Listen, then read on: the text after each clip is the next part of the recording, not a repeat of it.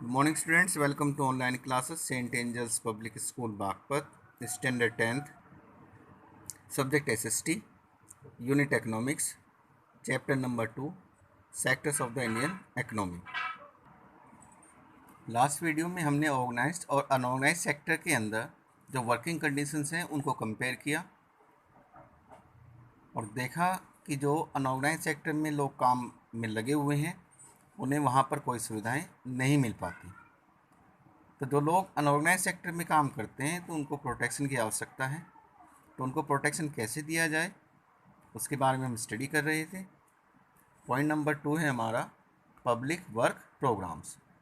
The main problem of the agricultural worker is that majority of them get employment during sowing and harvesting period, that is for very short period during the year.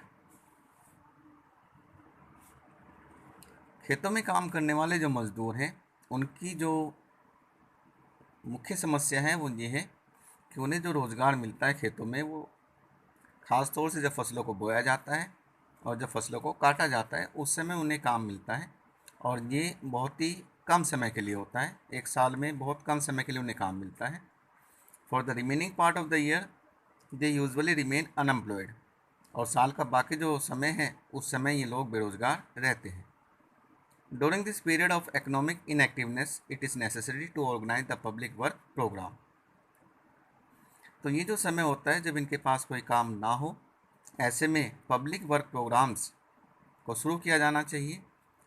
Like construction of road, जैसे सड़कों का निर्माण है, school building है, digging of irrigation canals हैं, with a view to providing employment to the rural workers throughout the year. इस उद्देश्य के साथ जो ग्रामीण इलाकों में मजदूर हैं उन्हें पूरे साल काम मिलता रहे। However this public work programmes are only short term measure. हालांकि ये जो पब्लिक वर्क प्रोग्राम्स हैं इनसे जो रोज़गार जनरेट होगा ये एक शॉर्ट टर्म मेसर है। Social security, the workers of unorganised sector have no social security of job. There is no provision of sick leave, earn leave, pension and gratuity etcetera. Sincere effort are needed because agricultural labor is not permanently attached to any particular employer, for want of which the social security become a complex problem। असंगठित क्षेत्र में जो मजदूर काम करते हैं उनकी कोई सामाजिक काम को लेकर कोई सुरक्षा नहीं होती। इन मजदूरों को किसी भी तरह की सुविधाएं नहीं दी जाती, जैसे सिक लीव, अर्न लीव, पेंशन और ग्रेजुटी। इसलिए खेती में काम करने वाले मजदूरों के लिए प्रयासों की आवश्यकता है। ये जो मजदूर खेतों में काम करते हैं किसी पर्टिकुलर एम्प्लॉयर के साथ नहीं जुड़े रहते। ये अपनी ज़रूरतों को पूरा करने के लिए काम की तलाश में अलग अलग लोगों के यहाँ पर काम करते हैं। Therefore in such case the state must shoulder the responsibility of providing compulsory insurance either on marginal contribution or an average contribution। तो ऐसे हालात में जो राज्य सरकार है उसे ये जिम्मेदारी अपने कंधों पर लेनी है ताकि इन खेती में काम करने वाले मजदूरों को कंपलसरी इंश्योरेंस दिया जा सके।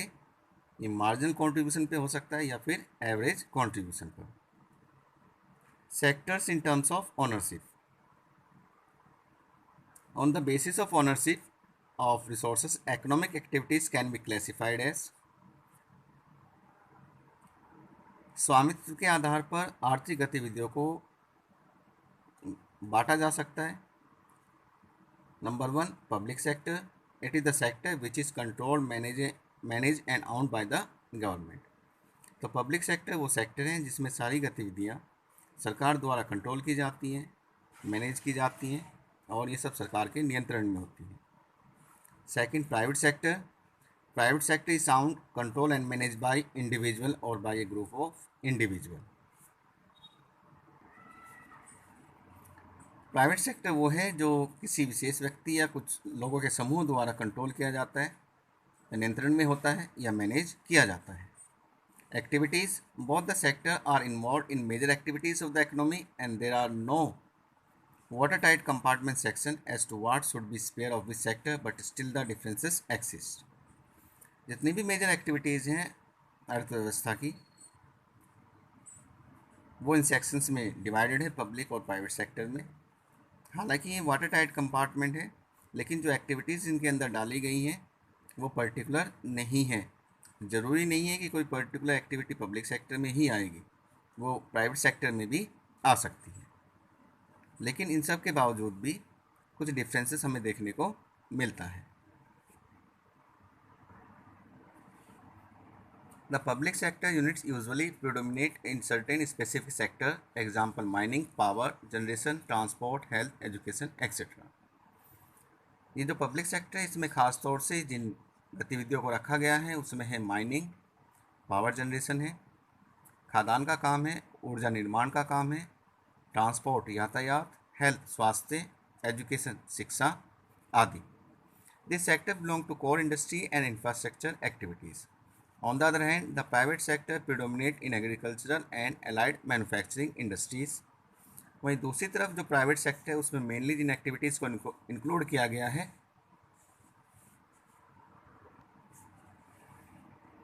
वो है एग्रीकल्चरल, खेती बाड़ी से और उसके साथ जुड़े हुए जो भी उद्योग हैं वो सब, कंस्ट्रक्शन है, निर्माण कार्य है, ट्रेड है, व्यापार, होटल्स और इसी तरह के दूसरे व्यवसाय। Moreover, in a mixed economy like India, both sectors are seen simultaneously in the same sphere of economic activity, even though the extent of mixing may vary from activity to activity. तो जहाँ पर एक mixed economy होती है, जहाँ पर public private दोनों sector काम करते हैं, वहाँ पर जितनी भी आर्थिक गतिविधियाँ हैं उसमें दोनों सेक्टर में दिखाई देते हैं। हालांकि जो मिक्सिंग है प्राइमरी और सेकेंड हालांकि जो मिक्सिंग है पब्लिक और प्राइवेट सेक्टर की, उसमें जो एक्टिविटीज़ हैं उनको लेकर वेरिएशन हो सकती है। Prime motive, the private sector activity are centred around profit motives and the concept of service is of secondary consideration. जो प्राइवेट सेक्टर है उसका मुख्य उद्देश्य होता है प्रॉफिट का, पैसा कमाने का, फ़ायदा करने का। हालांकि जो सर्विस है, सेवा है, उसको उपलब्ध कराना उनका दूसरा उद्देश्य होता है। तो सबसे मेन मोटिव उनका यही होता है कि वो पैसा कैसे कमाएं। On the contrary, the public sector activities are determined by social welfare consideration with the motive of providing basic needs of people of the country and the profit motives are secondary consideration. वहीं दूसरी तरफ जो public sector है, under government है, उस sector का main motive होता है लोगों को सुविधाएं उपलब्ध कराना, जो मूलभूत सुविधाएं हैं वो देश के लोगों तक पहुँचे, ना कि फ़ायदा करना।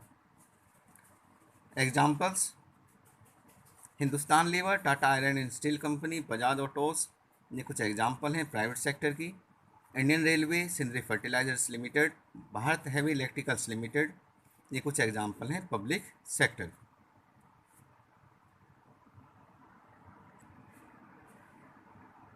रोल ऑफ गवर्नमेंट और public sector. Point number 1, development of infrastructure.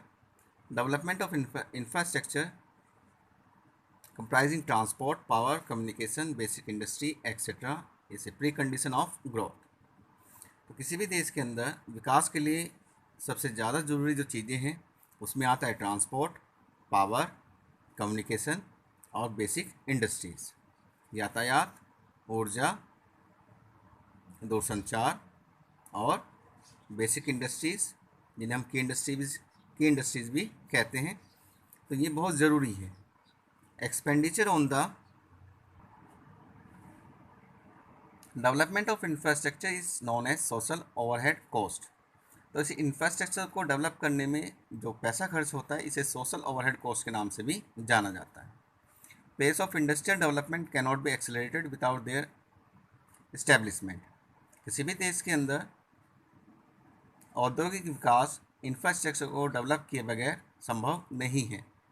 Their development require huge capital investment. इनको स्थापित करने में बहुत ज़्यादा पैसे की आवश्यकता पड़ती है, which can not B mobilised by the private sector. और इतना ज़्यादा पैसा प्राइवेट सेक्टर द्वारा अरेंज नहीं किया जा सकता। More over this project do not promise high profit. वहीं दूसरी तरफ ये जो प्रोजेक्ट्स हैं इनमें कोई ज़्यादा लाभ भी नहीं है। The private entrepreneur would therefore be development to undertake them. इसलिए जितने भी प्राइवेट सेक्टर हैं, इंडस्ट्रियलिस्ट हैं, वो सब इन गतिविधियों को या इन एक्टिविटीज़ को अंडरटेक नहीं करते हैं। Development of backward area, the goal of achieving A reduction in economic inequality between region becomes easy to reach if industries are set up in the backward areas। क्षेत्रों के विकास में जो असमानताएं हैं, इस असमानता को आसानी से दूर किया जा सकता है अगर हम किसी पिछड़े इलाके में कोई कारखाना स्थापित करते हैं। But the profit seeking private industrialist often are not enthusiastic enough to set up industry in the backward region. लेकिन फ़ायदा देखने वाले जितने भी प्राइवेट इंडस्ट्रियलिस्ट हैं, उद्योगपति हैं, ये खासतौर से बैकवर्ड रीजन में अपना उद्योग लगाना नहीं चाहते। The government therefore find it necessary to start industrial production in this area on its own. इसलिए सरकार ऐसे पिछड़े इलाकों में औद्योगिक उत्पादन स्वयं शुरू करती है। Basic facilities, there are a large number of activity which are the primary responsibility of the government. ऐसी बहुत सारी सुविधाएं हैं, काम हैं जो सरकार की प्राथमिकता में आती हैं। The government must spend on this, और सरकार को उन पर खर्चा करना पड़ता है। Providing health and education facility for all is one example. सभी लोगों को स्वास्थ्य और शिक्षा संबंधी सुविधाएं उपलब्ध कराना इसका एक उदाहरण है। Running proper school and providing quality education, particularly elementary education, is the duty of the government.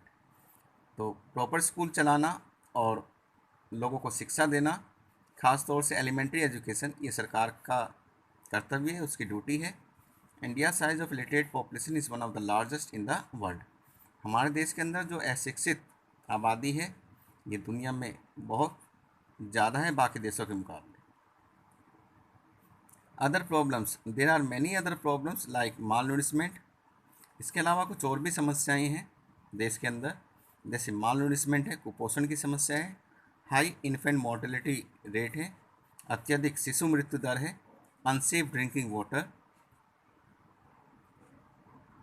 जो पीने का पानी इस्तेमाल किया जाता है वो सुरक्षित नहीं है, लैक ऑफ हाउसिंग फैसिलिटीज़, लोगों के पास रहने के लिए घर की भी समस्या है। इसी तरह की और भी बहुत सारी समस्याएं विच नीड स्पेशल अटेंशन। इस पर तुरंत तत्काल ध्यान देने की आवश्यकता है। This problems can be solve only with the help of government. ये जितनी भी समस्याएं हैं, ये सब समस्याएं सरकार की मदद से ही दूर की जा सकती हैं।